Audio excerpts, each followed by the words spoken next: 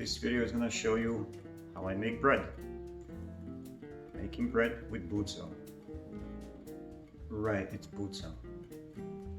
I know, it's okay. If you say buco, it's totally fine. But it's buco. Right, yes, okay. Here we go. Some friends have been asking. So this video is mostly for them, I doubt. Many people outside of that circle is gonna see this video, but if you're here outside that circle, welcome. I'd love to have you here. So friends are in geographical order: Dave, Regina,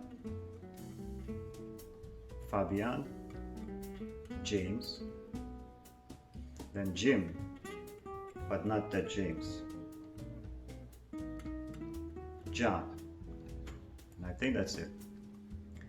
So this is it. I'm gonna show you basic steps. I try to make things simple for myself, and I do think it's one of the simplest methods that I've seen that you could see on YouTube.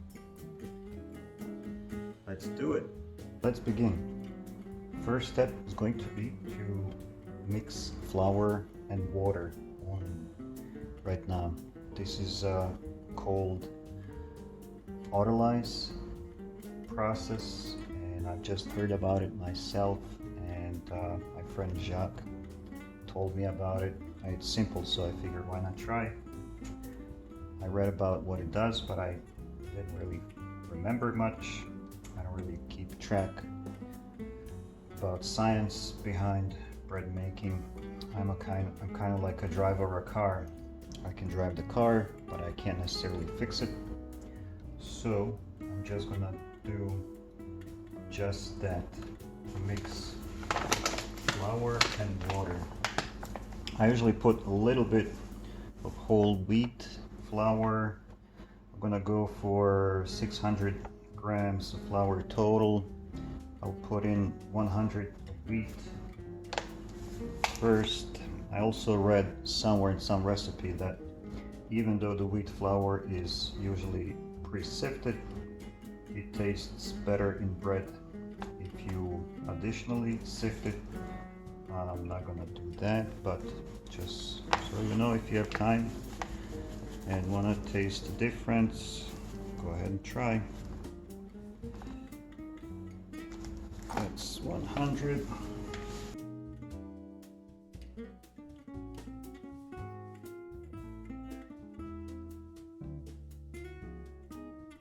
$600.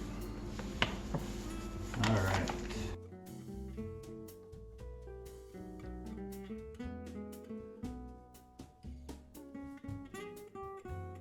I'm gonna mix these two real quick.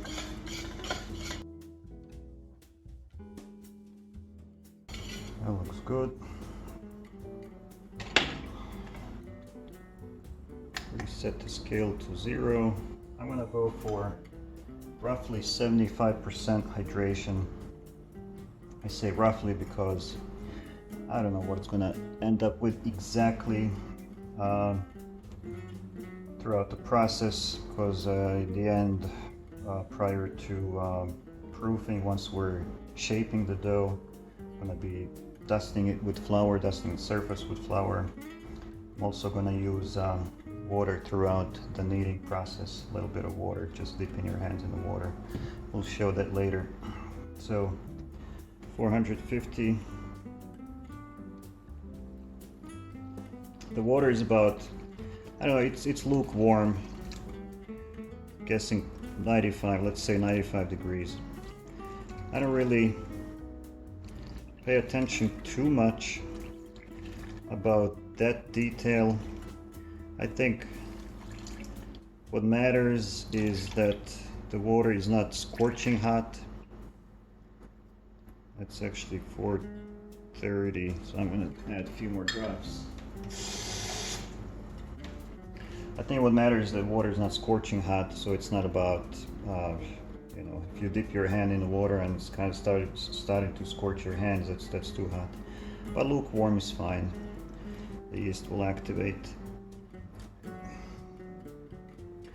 That's 450.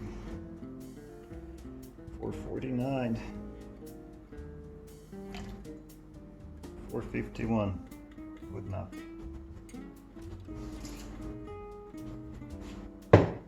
I'm gonna need for about I usually use electric mixer to do this rough mixing. Then somewhere I read you should really do it slower by hand. Of course, French bakers said that, so you gotta trust French bakers. So I'm gonna do that by hand, probably 5 to 8 minutes until this is just mixed. Take off your jewelry, very important. Don't handle the dough with any jewelry on your hands. You don't want to put the dirt from jewelry into your food, and even worse, lose it inside the dough. So put time, I'll put it to 8 minutes, and let's just start mixing.